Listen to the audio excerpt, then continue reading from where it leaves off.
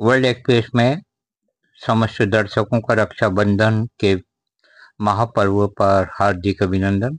आज आपके सामने प्रस्तुत की जा रही हैं भारत की खास खबरें। आपकी प्रतिक्रियाओं का हमें इंतजार है। खबरें इस प्रकार हैं।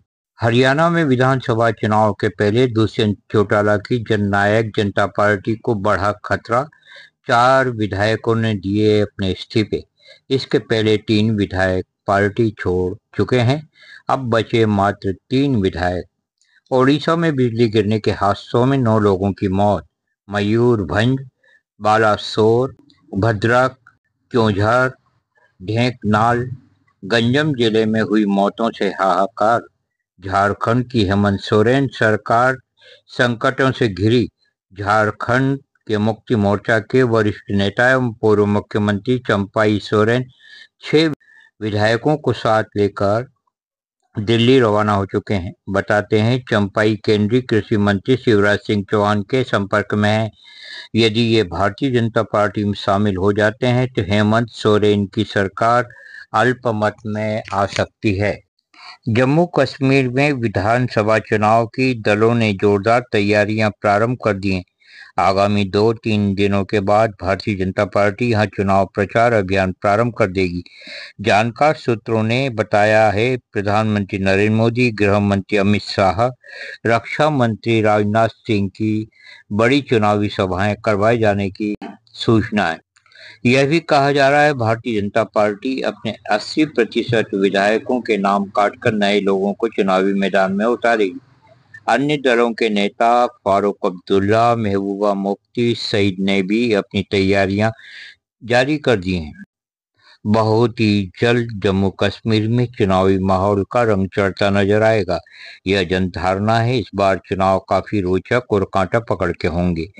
कोलकाता में महिला डॉक्टर की दुष्कर्म के बाद हुई निर्मम हत्या के बाद सारे देश में तीव्र गुस्सा है। इधर पश्चिम बंगाल की मुख्यमंत्री ममता बनर्जी का विरोध भी बढ़ चला है। उनकी कार्य क्षमता पर सवाल उठाए जा रहे हैं। उनसे इस्तीफे की मांग भी की जा रही है। निर्भया की मां ने ममता से इस्तीफे की मांग की है और कहा है कि वे फौरन अपने पद से इस्तीफा दें। वारदात में मारी गई महिला डॉक्टर के माता पिता की मार्मिक चिट्ठी सोशल मीडिया पर वायरल हो रही है। केंद्र सरकार अपनी पैनी नजर पश्चिम बंगाल पर रखे हुए है। यह संभव है ममता सरकार को बर्खास्त किया जा सकता है। सीबीआई की क्राइम ब्रांच ने महिला चिकित्सक की रेप के बाद हत्याकांड के बाद अस्पताल में की गई तोड़फोड़ के सिलसिले में 25 लोगों की धरपकड़ की है। इनमें तृणमूल कांग्रेस के कई कार्यकर्ता, जिम ट्रेनर और अस्पताल स्टाफ के लोग बताए जा रहे हैं। ये सुराग लगे हैं। इन गिरफ्तार लोगों में कई गुंडे बदमाश भी शामिल हैं। सीबीआई इस मुद्दे पर जांच कर रही है। आरजी मेडिकल कॉलेज के पूर्व प्राचार्य संदीप घोष की इस तोड़फोड़ में क्या भूमिका है? क्या संदीप घोष महिला चिकित्सक हत्या वारदात में शामिल हैं? क्या मानव तस्करी के मामले की वजह बनी महिला की हत्या? इन सूत्रों पर सीबीआई की जांच तेज हो चुकी है। शक की सुई संदीप घोष पर ही घूम रही है। बताते हैं रेप के मामले को दबाने के नाकाम प्रयास भी हुए। महिला डॉक्टर की पोस्टमार्टम रिपोर्ट ने इस ओर इशारा किया है कि उसकी हत्या का ही प्लान था।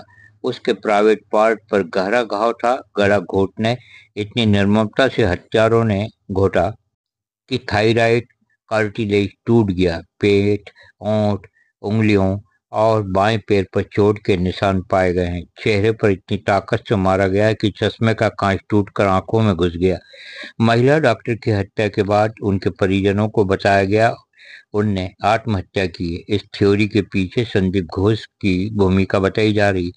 विवादों से घिरे संदीप घोष सीबीआई के निशाने पर हैं। यह कैसे संभव हुआ? एक बाहरी व्यक्ति अस्पताल में आया और उसने इतनी बड़ी वारदात को अंजाम दिया।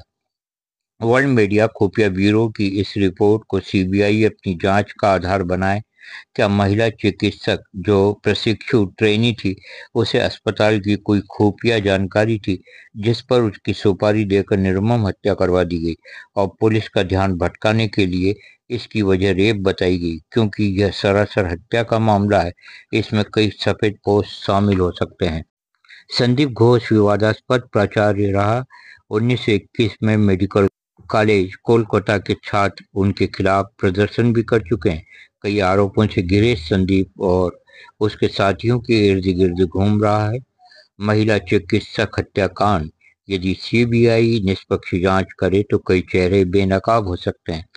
बंगाल से एक शर्मनाक वारदात सामने आई है। इसमें नंदीग्राम में भारतीय जनता पार्टी नेता तापस दास ने अपने कई साथियों के साथ एक महिला को नग्न करके उसे सड़क पर घसीटा और उसके साथ दुष्कर्म का प्रयास भी किया।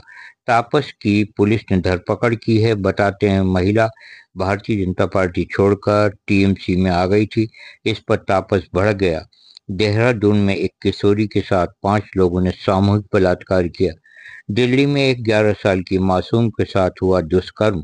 इन वारदातों ने चिंता का माहौल बनाया है। सरकार सर्वे करवाए क्यों हो रही हैं ये वारदातें। अब आपके सामने प्रस्तुत की जा रही हैं विदेश की कुछ खास खबरें। सोमालिया की राजधानी मोगादिशु के समुद्र तट पर स्थित एक होटल में एक खूंखार आतंकी के हमले का मूल कारण खुफिया दल के लिए अभी भी जानना जरूरी है। इस आत्मघाती आतंकी हमले में 33 लोग मारे गए थे। अल शबाब आतंकी ने हमला करके 63 लोगों को घायल करके विस्फोटक से खुद को उड़ा लिया था। कई आतंकी विस्फोटकों से लदी एक गाड़ी में लदकर इस होटल में पहुंचे।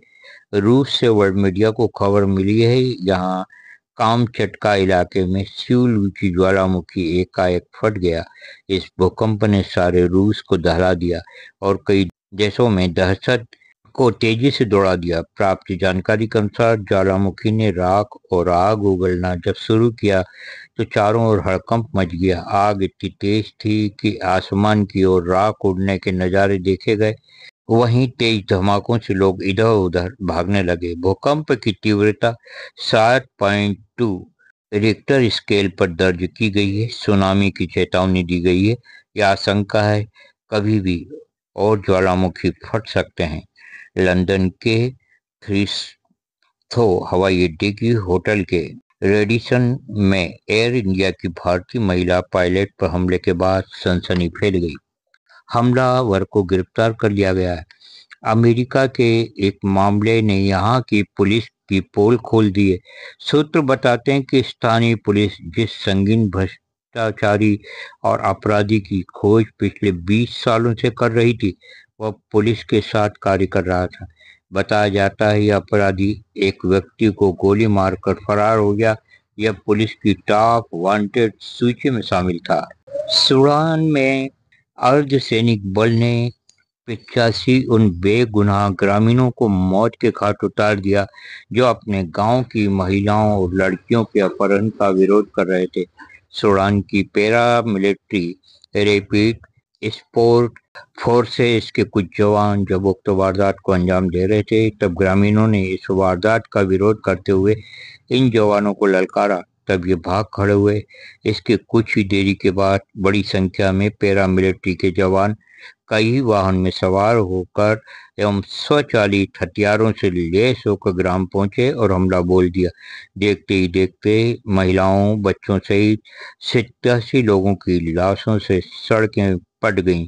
सूडान के विदेश मंत्रालय का बयान सामने आया है। इसमें बताया गया है 150 ग्रामीण इस हमले में घायल हुए हैं।